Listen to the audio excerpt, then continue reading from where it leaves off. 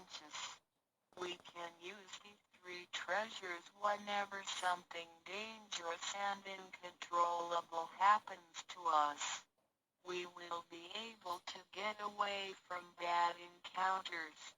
This is a confessed fact. See, transcending life and death. Life is a mixture of happiness and bitterness.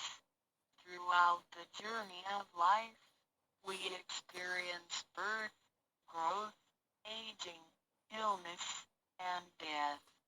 Joys are momentary and wealth is here today and gone tomorrow.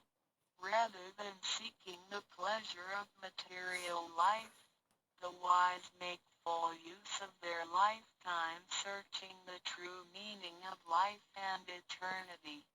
In old times, doubt could only be received after harsh self-cultivation. Among the hermits looking for the master in order to receive Tao, only very few could obtain it. Whereas in this century, Tao is allowed to be spread and transmitted through the authorized masters to the truth seekers. The master points out the main gate of life and death, assuring the completeness of our true self.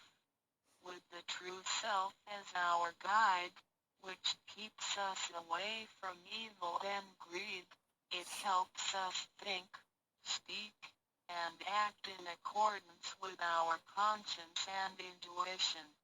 Death then becomes the